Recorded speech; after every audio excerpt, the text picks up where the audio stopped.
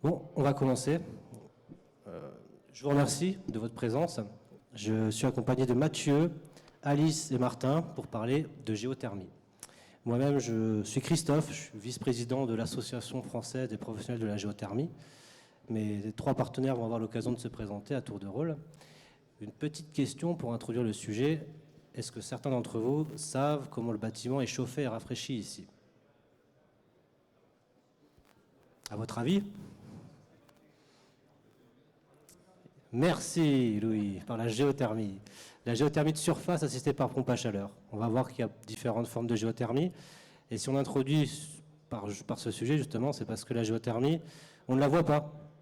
C'est un mal pour un bien. C'est une énergie, en fait, qui n'a pas d'impact visuel et sonore, mais qui a tendance à passer un peu sous les radars parce qu'on ne la voit pas, justement.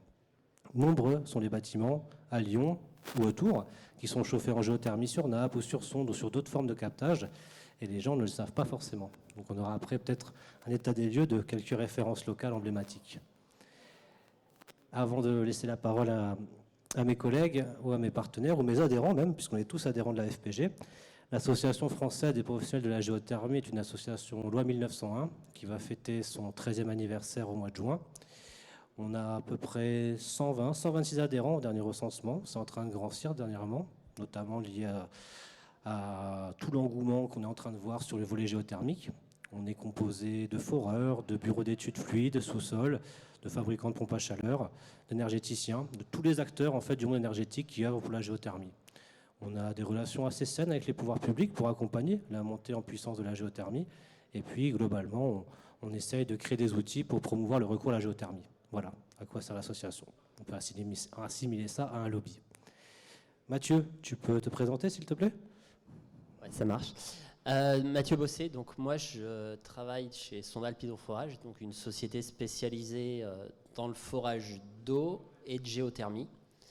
Géothermie sur nappe ou sur sonde, et on a la spécificité d'être une entreprise locale.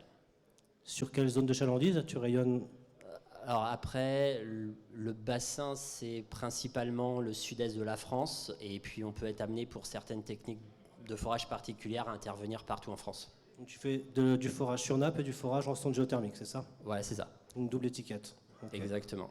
Super, merci. Alice? Oui, alors moi je suis CEO, cofondatrice de Géosophy, qui est une entreprise innovante qui a bientôt 5 ans et dont l'objet est de généraliser la géoénergie partout où c'est possible de le faire de façon responsable. Donc très concrètement, nous on se positionne en amont de tous les membres de la filière ici. On vous donne du travail, on vous met en concurrence également, de façon à accompagner les maîtres d'ouvrage à la fois sur les étapes de faisabilité technique, financière et environnementale. Tu es déployé nationalement? Oui, on a beaucoup plus travaillé à Paris parce que nos clients historiques, c'est des foncières. On a travaillé avec des grands noms, type Covey Immobilier, Groupama Immobilier, La Française, Alliance, Gessina, tout ce type d'acteurs qui ont des patrimoines très parisiens. Mais avec certains d'entre eux, comme la SNCF, on est aussi parti à Lille, on est parti du côté de Lyon pour d'autres gros, Bordeaux, et puis voilà, enfin, on n'a pas de restrictions géographiques intrinsèques. Elles sont plutôt liées aux demandes qu'on a. Okay, une demande en perpétuelle croissance, c'est ça? Comme nous tous, oui. Comme nous tous. Merci. Martin? Bonjour à tous et à toutes. Donc, moi, je travaille pour Axinta, qui est aujourd'hui un solutionniste de solutions hybrides et qui va utiliser le sous-sol comme une véritable batterie thermique pour les besoins du bâtiment ou d'autres besoins qu'on pourrait avoir à macro-échelle. Et du coup, on intervient sur tout type de projet sur le plan national. Ok. Merci pour votre présentation. On va rentrer un peu plus dans le vif du sujet, mais avant de passer à la seconde étape, un petit rappel de l'état actuel du parc français géothermique pour que vous ayez un visu sur là où on est et surtout là où on veut aller. Aujourd'hui, le parc existant, c'est à peu près 4,7 TWh d'énergie géothermique sur parc monobloc, l'énergie qui est soutirée, avec un objectif PPE qui est en cours de consolidation, qui est fixé à 15 TWh d'ici à 2033. On constate donc qu'il va falloir tripler le parc en une décennie. C'est un objectif qui était assez optimiste et puis qui est devenu très réaliste depuis l'annonce du grand plan géothermique par Agnès Pannier-Runacher le 2 février. Il y a aussi le haut-commissaire au plan François Bayrou qui a annoncé sortir un plan géothermie. Donc on voit qu'il y a aujourd'hui un engouement certain sur la géothermie. Et donc le fait de tripler ce parc en une décennie va nécessiter le fait de reconstruire une filière qui est relativement sinistrée. La géothermie a eu des belles heures et on a subi une certaine décroissance ces derniers temps. Aujourd'hui, on est en train de reconstruire une filière, comme dit, qui est relativement sinistrée et tous les maillons de la chaîne sont en souffrance, de l'ingénierie jusqu'à l'exécution. Les différents maillons sont en souffrance et la filière se reconstruit à vitesse grand V puisque les objectifs sont conséquents et il faut, comme dit, des ressources vite et compétentes. Alors, voilà, maintenant qu'on a vu ces quelques chiffres, on a tendance à assimiler souvent la géothermie à des besoins de chaud, mais on va voir qu'on peut faire beaucoup d'autres choses avec. Et en parallèle, on a aussi un objectif froid, le froid géothermique, qui peut être considéré comme du géocooling ou du froid actif, on en parlera après, avec un objectif qui doit aussi être triplé d'ici à 2033. Donc on voit, comme dit, qu'il y a des ambitions très fortes sur le sujet. Est-ce que, Martin, éventuellement, tu peux nous présenter les différentes formes de géothermie sur pompe à chaleur ?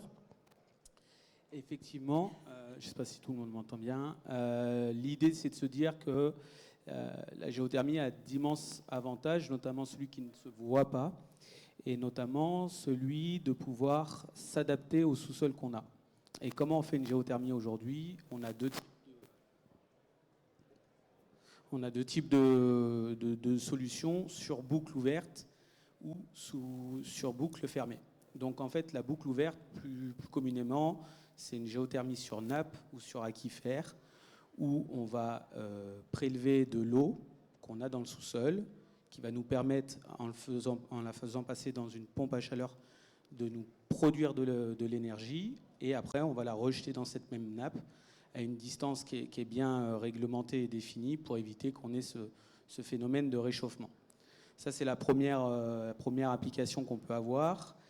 Et la deuxième, elle est donc sur boucle fermée, où là, on va avoir, en fonction de la profondeur de l'ouvrage, définir le capteur qui va être le mieux adapté. Donc, on va avoir une géothermie sur des capteurs horizontaux, verticaux ou des capteurs compacts. Et en fait, on s'aperçoit que chaque capteur a sa puissance prélevable pour amener à la pompe à chaleur ce dont elle a besoin. Et donc, vu qu'on parle de puissance, du coup, c'est bien le projet qui va définir le capteur, même si majoritairement, ce qui est fait en France, ça reste quand même de la sonde verticale. Allant, on va attaquer sur des 50 mètres jusqu'à 200 mètres de profondeur. Donc on pourrait dire que la géothermie pour tous les projets, mais à chaque projet, sa géothermie, c'est un peu le message ? C'est un peu l'idée, c'est de se dire que, en fait, en France, on n'a pas un sous-sol qui est identique à chaque endroit. Par contre, on a différentes technologies et différentes techniques de mise en œuvre pour faire de la géothermie en fonction des différents endroits. Mathieu, toi qui es justement un foreur et un acteur fort du contexte local, est-ce que tu peux nous donner un peu ta vision et ton appréciation du contexte géologique ici sur Lyon et alentour ? Alors, Lyon, c'est, si on fait abstraction des Romains, Lyon, c'est un petit peu le berceau de la géothermie qu'on appelle basse énergie, celle qui fonctionne sur pompe à chaleur. Les premiers bâtiments que moi je connais, ils remontent aux années 70, où on a commencé à utiliser l'eau de nappe des grands fleuves, donc le Rhône, la Saône, pour faire du chauffage sur des bâtiments publics à l'époque. Voilà. Donc tous les mairies, les postes, tous ces grands bâtiments, on utilisait déjà des forages et l'eau de nappe pour faire le chauffage. Progressivement, on est passé à des systèmes de chauffage et rafraîchissement, et on a vu la géothermie se développer tout le long de la Saône, du Rhône, donc sur Grenoble, aussi sur l'Isère. Donc on a Grenoble, Lyon, on a Valence, où on a des villes où la géothermie a toujours été dans la culture.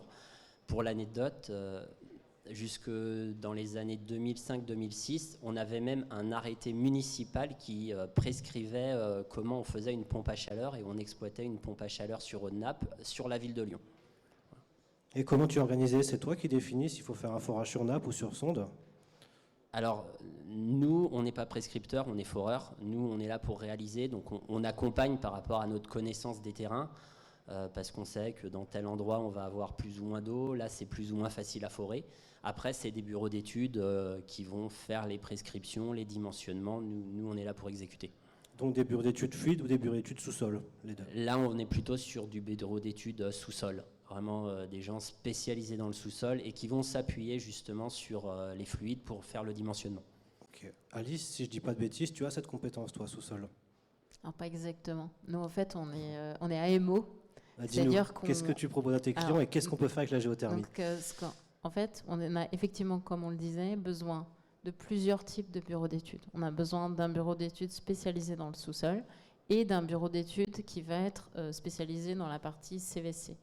Et donc, nous, notre métier, c'est d'aller les chercher et de faire en sorte qu'ils se parlent suffisamment. Ça semble évident, mais ça ne l'est pas toujours. Et du coup, la géothermie, tu la proposes principalement pour des besoins de chauffage ou pour d'autres applications? Alors ouais, on y vient en fait. Donc ce qu'expliquait très très bien Martin, c'est qu'en fonction du sol, en fonction du bâtiment, on a un panel d'options pour aller chercher toujours la même chose. Et en fait, ce qu'on va chercher, c'est pas de la chaleur, c'est pas du froid, c'est l'inertie du sol. En fait, quand on s'enfonce de quelques mètres dans le sol, il y a toute l'année la même température. C'est à peu près entre 12 et 15 degrés. Et donc c'est pour ça que historiquement, on pensait que chauffage, parce que on ne pensait pas rafraîchir les bâtiments l'été, mais 12-15 degrés, on voit bien que ça peut servir à rafraîchir un bâtiment. En fait, 12-15 degrés, ça peut même servir directement à rafraîchir un bâtiment. C'est la seule énergie renouvelable qu'on ait pour faire du rafraîchissement. Et ça, typiquement, on parlait vraiment de chauffage parce qu'on parlait d'histoire. Et quand on a démarré dans les années 70, on n'avait pas les effets du dérèglement climatique. On avait moins besoin de cette source de rafraîchissement. Mais aujourd'hui, c'est un de ses plus gros atouts. Pourquoi ? Parce qu'en ville, on a une problématique d'îlot de chaleur. C'est-à-dire que du fait des matériaux qui sont là, il fait encore plus chaud quand il fait chaud. Et si à cette chaleur déjà insupportable, on rajoute des clims classiques, on rejette encore de l'air chaud dans la ville et donc c'est un cercle vicieux complètement. Alors que si on va utiliser l'eau du sol pour rafraîchir, non seulement c'est une énergie renouvelable qui ne réchauffe pas l'air ambiant, mais en plus en faisant ça, les calories qu'on avait excédentaires dans le bâtiment, on va les mettre dans le sol. Ce qui fait que la saison suivante, quand on va avoir besoin cette fois-ci de se chauffer, on aura déjà trouvé ces calories-là. Donc voilà, pour répondre à ta question, c'est pas que du chaud, c'est aussi et avant tout du rafraîchissement. C'est vraiment un point sur lequel je veux insister parce que on en a besoin. Et après, c'est en fonction des usages. C'est-à-dire que c'est un autre point que dont on pouvait parler. Ça peut s'adapter à des bâtiments de logement, ça peut s'adapter à des bâtiments tertiaires, ça peut s'adapter à des bâtiments industriels, même à des usages industriels. On a eu un cas récemment où en fait c'était un usage industriel qui nécessitait des températures. Alors là, vous voyez bien, on part de 12-15 degrés. Donc avec une pompe à chaleur, on va pouvoir monter un petit peu, mais on ne va pas parler d'usage industriel à 1000 degrés. On va parler d'usage industriel à 35, 40, 55 degrés. Et en froid, pareil, on va vouloir descendre. Donc, on ne peut pas tout faire non plus, mais on a un vaste panel d'applications et d'usages. Ok, merci. On est peut-être passé un peu vite dessus au démarrage, mais c'est vrai qu'il y a deux formes de géothermie différentes, la géothermie profonde et la géothermie de surface. Aujourd'hui, on fait un focus géothermie de surface.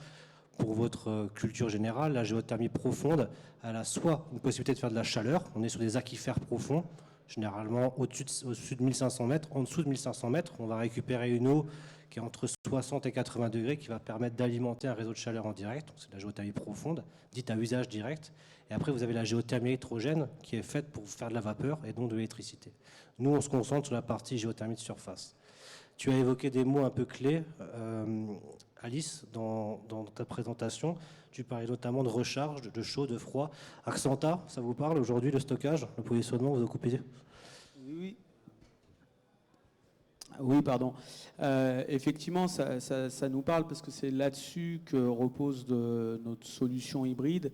Et comme l'a dit justement Alice, en fait, la géothermie, elle nous permet d'être indépendant en termes de batterie thermique, comme vous pouvez l'avoir sur votre téléphone. Votre téléphone se décharge, vous le rebranchez et il se recharge. On va faire exactement la même chose, sauf qu'on va travailler en fonction du besoin qu'on a. Donc souvent, c'est un besoin de chaleur. Et quand on fait du chaud, on produit du froid. Quand on fait du froid, on produit du chaud. Donc le besoin du bâtiment va nous permettre de vider cette batterie-là ou de la recharger. Et on peut travailler du coup de façon hybride, c'est-à-dire qu'on peut se dire que la géothermie est très efficace en période estivale, parce qu'on a des gros besoins en rafraîchissement, en période hivernale, parce qu'on a des gros besoins en chauffage. Par contre, l'intersaison, eh ben, on a d'autres solutions qu'on peut coupler, qu'on peut plugger à la géothermie, qui nous permettent d'améliorer les coefficients de performance. Et en fait, le modèle sur lequel repose Axinta, mais même au-delà, cette batterie thermique, en fait, on va venir la piloter et on va venir lui dire, est-ce que je dois utiliser la géothermie pour la recharger? Est-ce que je dois utiliser un autre système qui est l'aérothermie? Et vice-versa. Est-ce que l'aérothermie, sur des journées quand il fait 17-18 degrés, c'est pas plus intéressant de la faire fonctionner qu'une géothermie? Parce que finalement, pour fournir mes 20-21 degrés de mon bâtiment, eh ben, j'ai un delta de température entre ce que je capte et ce que je veux restituer qui est affaibli. Et c'est dans l'affaiblissement de ce delta de température-là qu'on vient faire des énormes économies d'énergie. Et Alice parlait d'inertie avant, et c'est bien là-dessus où demain, dans tous nos usages qu'on peut avoir, et si on fait un focus sur la géothermie, mais qui ne sort pas du lot des autres ENR, c'est bien cette inertie-là et ce bon sens-là qui va faire qu'on va économiser énormément d'énergie. Et si on en économise, on en consomme moins. Et la géothermie aujourd'hui, elle est vraiment un atout par rapport au mix énergétique sur ses coefficients de performance. Je terminerai juste sur les ratios. On parle souvent de termes assez techniques, mais ce qui est le plus frappant quand on veut faire du chauffage, c'est parler du coefficient de performance. Je consomme 1 kg d'énergie électrique, combien je vais produire d'énergie thermique? Et en période estivale, je consomme ce même kilo électrique, combien je vais produire d'énergie de rafraîchissement, donc frigorique. Et là, on a vraiment des beaux ratios de l'ordre de 30 à 70 fois plus d'énergie en rafraîchissement que celle qu'on consomme vis-à-vis d'une clim traditionnelle. Alors, quand je vous écoute, c'est magique parce qu'on fait du chauffage, de l'eau chaude sanitaire, du rafraîchissement actif, passif, on fait du couplage, on mutualise, que des belles applications dans l'habitat individuel, le logement collectif, les bâtiments tertiaires, en application dans l'industrie. Super, mais concrètement, comment on fait? J'entends souvent parler de tests de réponse thermique, d'essais de pompage. Mathieu, tu peux nous expliquer un petit peu comment démarre une opération? Quand est-ce que tu commences à intervenir? Alors, en fonction de la connaissance de la zone, de la taille du projet, soit on va être sur la réalisation de forage, donc directement, soit on va passer par de la reconnaissance. Donc là, on va partir du principe qu'on ne connaît rien, on a besoin de faire une reconnaissance. Donc quand on est sur une boucle ouverte de l'eau de nappe, on va venir faire un forage qui va permettre de savoir quelle est la nature des terrains qu'on rencontre, sur quelle épaisseur on va pouvoir capter la nappe. Donc on va forer, on va équiper le forage avec un tube, une crépine. On va venir mettre une pompe, on va pomper pour pouvoir savoir quel débit on peut sortir, à quelle température on a l'eau, quelle est l'influence du pompage sur la nappe. Et on va aussi venir tester ce forage en réinjection pour voir quelle est la capacité d'absorption du débit par la nappe. Parce que la réglementation fait que si on veut travailler dans un cadre simple, donc en déclaration, il faut que le mètre cube d'eau qu'on pompe, on le réinjecte dans la même nappe. Voilà, ça c'est important. Si on n'a pas la capacité de réinjecter la totalité du volume prélevé dans la nappe, on pourra faire l'exploitation, mais il faudra trouver un autre débouché au volume qu'on ne peut pas réinjecter dans la nappe et on va devoir passer par des procédures un peu plus longues en autorisation. Voilà. C'est des choses qui se font. Par exemple, on a des secteurs sur Lyon où on a des débits de prélèvement qui sont tels parce que vous prenez par exemple l'Hôtel Dieu qui est aujourd'hui un immense centre commercial. Il avait été modélisé que la réinjection des 400 mètres cubes qui sont prélevés pour chauffer, rafraîchir le bâtiment, ferait remonter la nappe trop haut par rapport au sous-sol qui sont non étanches du centre-ville. Donc il avait été décidé que le rejet se ferait directement en Rhône. Voilà. Donc voilà, donc tout ça c'est étudié. Donc, et une fois qu'on a toutes ces informations, on dimensionne le nombre de forages de captage, le nombre de forages de rejet qu'on a besoin, et on les réalise pour faire le projet. Quand on est sur de la boucle fermée, de la sonde géothermique, là on va venir faire une sonde pilote. Donc on réalise une sonde à 100, 150, 200 mètres en règle générale, et on va venir enregistrer, on fait circuler le fluide dans cette sonde et on vient enregistrer pendant 72 heures les propriétés du sol à restituer de la chaleur. Et donc à partir de ça, on va pouvoir dimensionner le nombre de sondes qu'on aura besoin de réaliser pour le fonctionnement du bâtiment. Ok, merci. Quand je vous écoute, foreur, bureau d'études, différents acteurs locaux, ça me donne l'impression qu'il y a tous les ingrédients pour faire un bon cocktail géothermique. Mais si on parlait un petit peu financement, est-ce que tu peux nous dire, s'il te plaît, est-ce que tu peux nous donner ta vision des solutions de financement qu'on a aujourd'hui? Qu'est-ce que l'ADEME propose pour financer les projets? Alice, s'il te plaît. Ah oui, alors en fait, le financement, ça peut se faire via le fonds chaleur. Le fonds chaleur qui est un dispositif particulier de l'ADEME qui va couvrir entre à peu près 30 jusqu'à 40% des montants de forage. Donc ça, c'est une solution qui est possible sur la plupart des ouvrages, à condition de ne pas être trop près d'un réseau de chaleur. Enfin, il y a quand même des critères à respecter parce que l'ADEME a sa grille de lecture et donc ce n'est pas systématique non plus. Mais on l'a dans la quasi-totalité des cas si on n'est pas dans ces conditions trop proches d'un réseau de chaleur ou de froid existant. Et ensuite, il y a de plus en plus d'acteurs, donc Axanta en est un, mais il y a de plus en plus d'énergéticiens aussi qui proposent de prendre le financement des installations et de se rémunérer ensuite sur la vente d'énergie. Donc il y a, je dirais, une dizaine d'acteurs en France qui existent et qu'on peut solliciter. Alors, nous, ça nous arrive régulièrement de les mettre en concurrence pour pouvoir... donc, il y a cette partie technique, mais il y a également la partie financière avec des acteurs comme vous faites qui proposent donc de prendre tous les frais. C'est-à-dire c'est un peu magique pour les utilisateurs. Ils n'ont rien à débourser et ils se retrouvent avec une installation moderne et du futur qui durera longtemps, avec des coûts maîtrisés, parce qu'en fait, c'est des coûts d'investissement une fois, mais le process, on vous l'a décrit, on va faire circuler de l'eau dans le sol. Donc ça consomme un peu d'électricité, mais on parle de COP, classiquement de COP de 5. Pour 1 kWh d'électrique, on a 5 kWh de chaud. Donc on est nettement moins sensible au coût de l'électricité et au coût de l'énergie.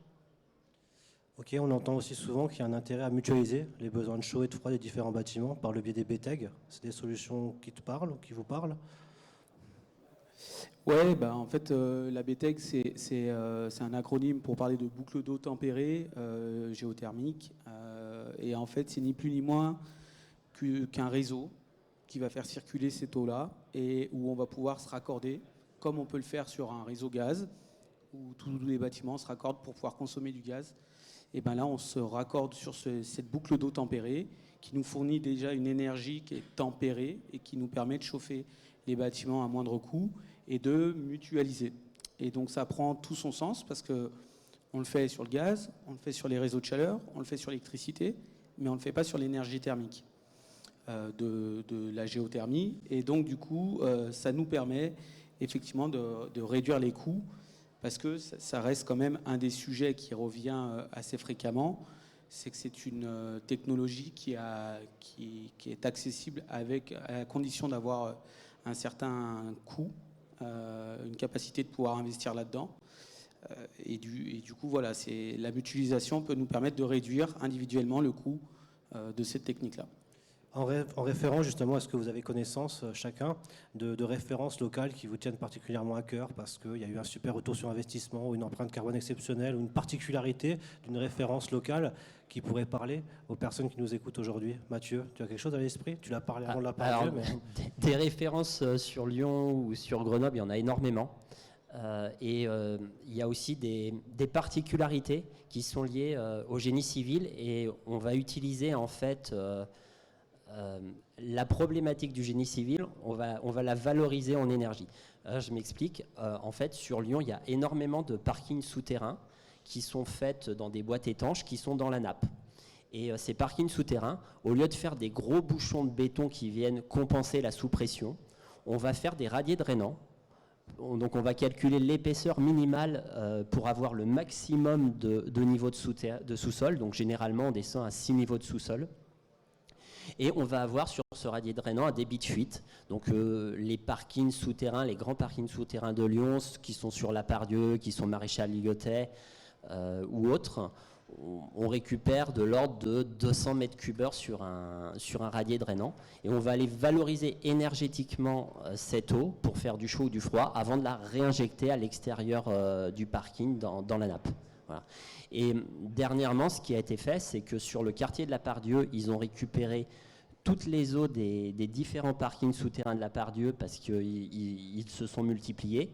On est arrivé à un débit de l'ordre de 1000 m3. Ces 1000 m3 partent sur une centrale géothermique qui dessert maintenant une boucle d'eau tempérée qui va desservir toute l'université de la Doua.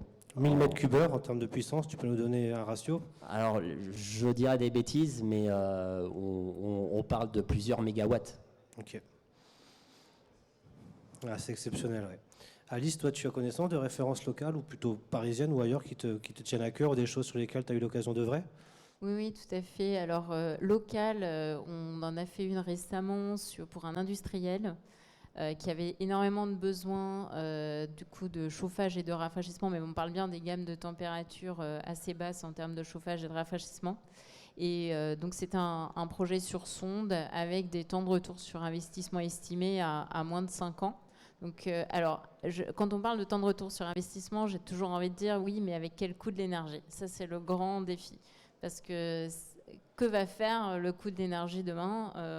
On ne s'attend pas globalement à ce qu'il descende, mais à quelle vitesse il va monter? Ça fait partie des grosses inconnues. Donc c'est toujours un point un peu délicat. Maintenant, ma politique, c'est très, très simple. Je demande à mes clients, c'est quoi votre vision à vous du prix de l'énergie? Parce que moi, je la prends et puis je le mets dans mon modèle. Très franchement, on n'en sait rien. Là, ces 5 ans, ils sont calculés avec une hypothèse de coût d'énergie. Ça se trouve, ce sera beaucoup moins, en fait. Merci.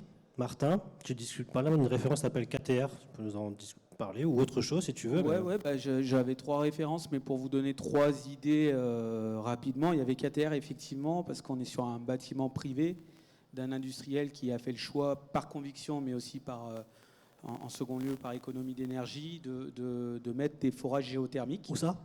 À Dardilly. Et donc on a seulement 4 forages de 150 mètres de profondeur.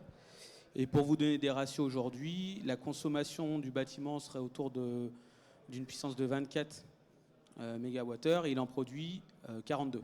Donc si on veut dupliquer la réflexion, on peut se dire que le bâtiment d'à côté peut se chauffer avec ce que son voisin produit, sans se raccorder à d'autres réseaux énergétiques. Ça, c'est le premier argument. Une autre référence qui est moins loin, entre guillemets, c'est Gerland.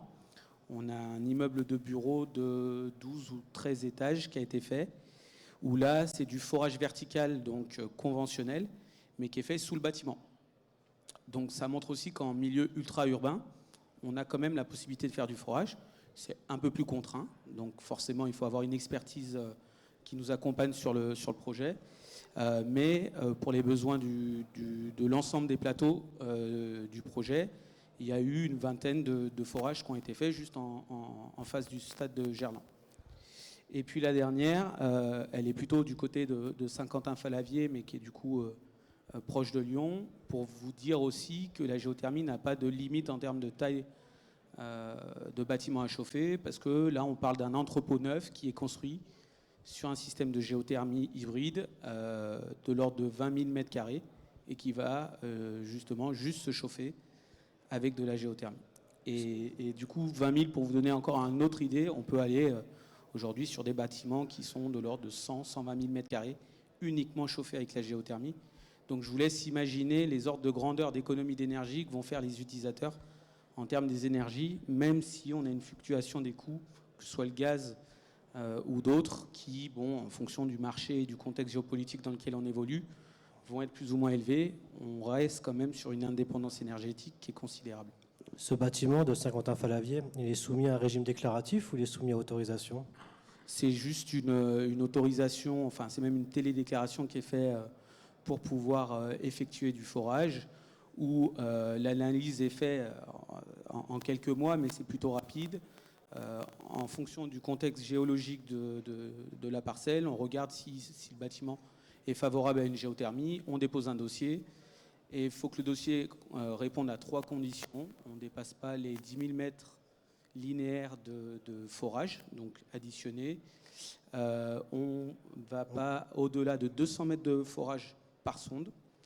Et la dernière, c'est la puissance qui est maximale de 500 kilowatts. Ça, c'est pour les sondes géothermiques. Et pour l'aquifère, on est limité à 80 mètres cubes heure. Toi, Mathieu, est-ce que tu aurais eu l'occasion de faire des projets avec une meilleure couverture géothermique ou des projets qui sont plus géothermisés, plus grands, plus puissants, si ce verrou des 80 mètres cubes heure était levé? Alors, en fait, des projets au-delà de 80 mètres cubes heure, on en fait énormément. Il y a beaucoup de dossiers, que ce soit sur Grenoble, sur Lyon, sur Valence, ou sur Bourgoin-Jallieu aussi, où on est sur des projets de 200, 300, 400 mètres cubes heure. Et de plus en plus, notamment avec le développement des boucles d'eau tempérée. Le dernier grand projet auquel on a participé, nous, c'était la boucle d'eau tempérée de Nice-Méridia. Donc on est sur 800 mètres cubes heure une fois que les 500 000 mètres carrés de bâtiments basse énergie seront tous sortis de terre. On est sur un nouvel écoquartier. Parce qu'actuellement, il y a un groupe de travail, la FPG, qui travaille avec la DGPR, c'est la Direction Générale de la Prévention des Risques, pour essayer de bouger un petit peu le curseur et rehausser en fait le seuil déclaratif, passer de 500 kW à 1 MW. Vous pensez que c'est le moment opportun pour faire ça? Tout le monde s'accorde à dire que, vu que la géothermie est promis un bel avenir, il est temps de faire débloquer ce levier. Alice, tu souris. Est-ce que tu es confrontée à ce problème? Alors, plus c'est simple d'un point de vue réglementaire, globalement, plus ça facilite la vie des maîtres d'ouvrage. Donc, évidemment, de ce point de vue-là. Après, il faut que ce soit... moi, je suis quand même contente d'habiter en France, dans un pays où on a des réglementations. En fait, il faut quand même que ce soit cadré. Il ne faut pas se mettre à faire n'importe quoi, parce que l'idée, c'est quand même de trouver des solutions favorables d'un point de vue environnemental. Il faut toujours s'assurer qu'elles restent. Et donc l'objectif de passer au-delà des limites de puissance, c'est oui, mais à condition de ne pas rejeter de l'eau trop froide, rejeter de l'eau trop chaude, augmenter trop la température des nappes à telle distance, etc. Il faut que ce soit fait, mais intelligemment. Tu veux réagir, Mathieu, sur le panache?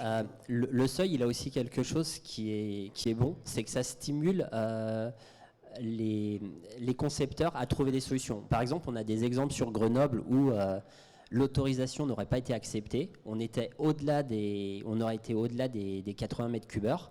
Et donc, il a été décidé de coupler le besoin d'un tertiaire avec un data center à des bâtiments universitaires, des chambres universitaires. Et du coup, au lieu d'utiliser l'eau de la nappe pour rafraîchir le data center, on utilisait une partie de la chaleur pour chauffer les logements universitaires.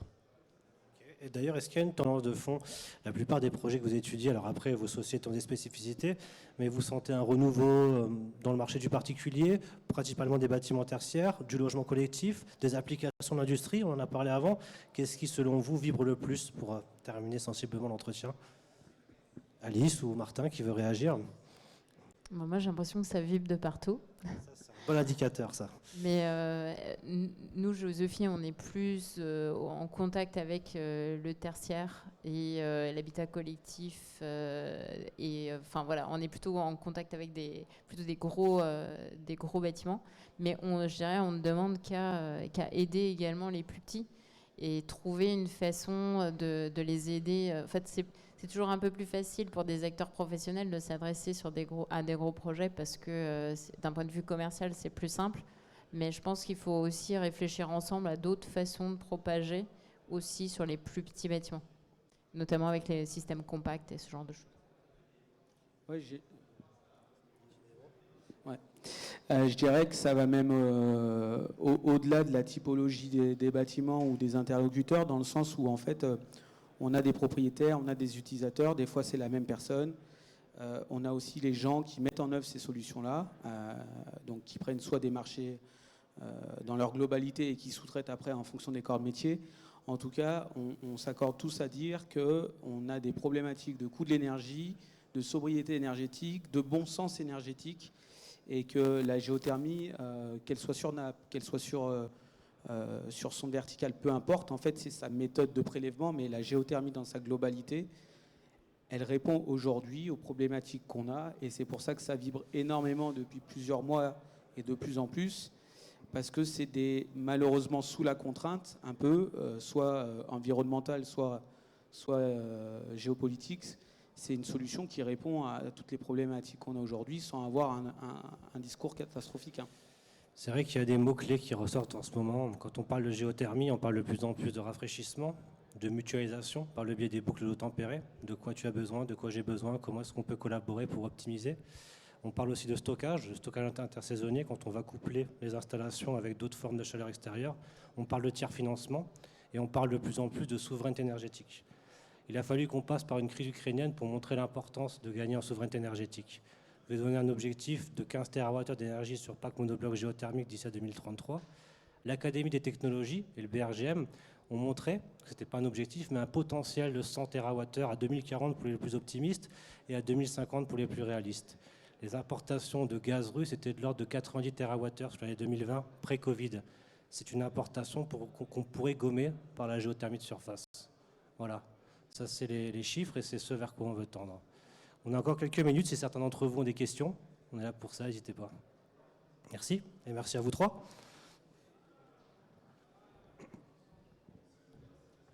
N'hésitez pas à vous présenter. Oui, bonjour, mon nom est David Lutran, je suis avocat et médiateur et je me spécialise dans les litiges liés à la transition énergétique. Je voulais vous poser une question sur les problèmes que vous pouvez rencontrer sur vos différents chantiers. Est-ce qu'il y a des problèmes d'acceptabilité sociale lorsqu'il s'agit de forêt? Là, je faisais des recherches sur Google en vous entendant sur la géothermie et je vois que dans le Jura, il y a des manifestations qui ont lieu il y a 3 jours pour protester contre un projet. Alors, je ne sais pas quelles sont les raisons derrière la protestation, mais je voulais voir justement avec vous si ça pouvait heurter certaines communautés au plan local et quelles étaient les solutions qui étaient mises en œuvre pour que les uns et les autres puissent s'accorder. Merci. Très, très classiquement, mais généralement, j'aurais tendance à dire déjà, il y a géothermie, et c'est un peu le sujet du jour, c'est que ce qu'on fait en géothermie de surface n'est pas forcément la même chose en géothermie profonde, et donc dans chaque contexte, il faut le resituer. C'est-à-dire qu'on peut avoir des combats pour une géothermie ou pour une autre. Je crois savoir qu'en géothermie de surface, on n'a pas de contre-référence qui soit significative pour pouvoir dire qu'il y a un réel danger. Par contre, il y a une vigilance à avoir et il y a des experts qu'il faut solliciter pour lever ou non ces vigilances-là. La géothermie profonde est vraiment un marché d'ultra-experts, enfin à mon sens. Du coup, là, c'est vraiment systématiquement un avis des experts qui est fait. Mais ça, Christophe, peut-être... Pour réagir, en fait, le risque zéro n'existe pas pour aucune solution. Vous avez peut-être quelques petites contre-références qui ont pu exister en nappe ou en sonde, mais par rapport au volume de projets et le nombre de géothermies qui tournent aujourd'hui, c'est relativement insignifiant. Et c'est comme tout, vous avez des professionnels qui sont plus compétents que d'autres, mais si vous faites l'effort de vous accompagner par un bon bureau d'études fluides et sous-sol qui est qualifié, un foreur qui est qualifié, en respectant les règles de l'art, il n'y a aucune raison que l'opération se passe mal. Vous pouvez toujours passer au travers des mailles du filet, faire appel à des gens qui ne sont pas compétents, pas qualifiés, qui œuvrent en sous-marin. Maintenant, j'ose penser que si vous êtes présent ici, c'est parce que vous avez justement un goût prononcé pour les choses bien faites. Donc il n'y a pas de raison que vous n'ayez pas des acteurs pour vous accompagner. Voilà.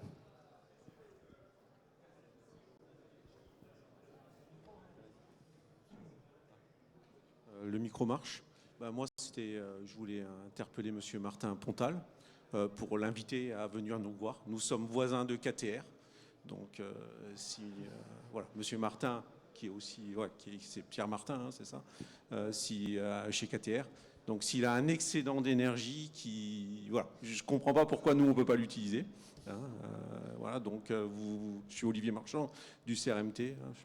Venez nous voir avec plaisir. Eh ben, je donnerai l'information à Pierre Martin, qui est votre voisin, qui du coup aujourd'hui, et je ne manquerai pas de l'accompagner là-dessus. C'est un sujet qui qui prend son sens aujourd'hui. Après, il faut voir comment ça s'articule du fait que le projet ait été pensé pour pouvoir couvrir largement les besoins du bâtiment, qu'on se retrouve avec aujourd'hui une possibilité d'avoir un excédent. Donc, savoir comment ça s'articule. Monsieur qui parlait avant, il y a aussi un cadre juridique dans tout ça. Qui utilise l'énergie de qui, comment, sous quel contrat, avec quelle redevabilité. Voilà. C'est un cadre aujourd'hui qui est aussi à définir, mais c'est un sujet. Venez nous voir et puis on pourra en discuter. Il n'y a pas de problème. S'il en a en trop, voilà. Nous on a de l'énergie, on le met aux oiseaux, donc c'est peut-être intéressant de coupler des choses. Ce qui est assez.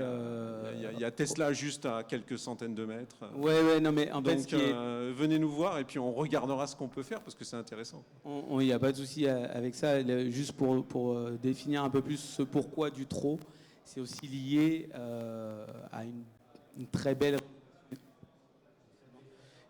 rénovation énergétique du bâtiment, c'est-à-dire qu'ils sont allés au-delà du cadre de la réglementation énergétique. Ils ont voulu faire les choses très très bien, avec une isolation avec du chanvre, ce genre d'éléments. Ils ont mis beaucoup plus d'ouverture des fenêtres, mais ils les ont protégées par des brise-soleil qui, eux, sont aussi producteurs d'énergie électrique.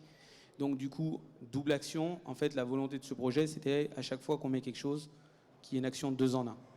Et ce 2 en 1 multiplié et additionné sur le projet fait que si on voulait faire tourner la machine à 100%, on peut être en excédent. Bien entendu que le projet aujourd'hui ne produit pas plus d'énergie qu'il en a besoin. Mais il y a un sujet, je ferai passer le message, pas de souci, on regardera ça. D'accord, avec plaisir, merci.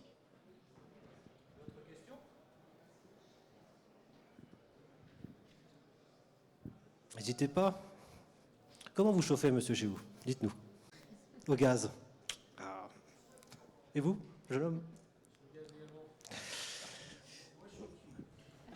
Vous êtes au fioul? Vous êtes sur quel secteur, monsieur? Vous habitez vers où, si on peut ça? Ah, Lyon dans le 3e. Donc une géothermie sur Naples s'y prête très bien, Mathieu. Voilà. Non, mais c'est vrai qu'il y a... Tout s'étudie. Après, Non, la problématique, c'est les accès en ville. Voilà. Le message souvent qu'on nous demande, c'est est-ce que je peux faire une géothermie? La réponse, c'est pourquoi vous ne pourriez pas, en fait. Tous les sous-sols sont forables, tous les sous-sols sont géothermiquement exploitables. Soit vous avez un aquifère qui est productif, vous pouvez faire un doublé sur nappe, soit vous n'avez pas d'eau sous les pieds et vous basculez sur une solution en sonde géothermique. Et si vous êtes dans un des rares cas où vous n'avez pas le droit de forer pour des contraintes géologiques graves, alors vous avez la possibilité de faire des captages horizontaux, plus surfaciques. Mais c'est pour ça qu'on vous disait à chaque projet sa géothermie. Et généralement, il n'y a pas de limite à la bonne volonté. Quand on veut vraiment regarder le sujet, on trouve toujours une solution géothermique.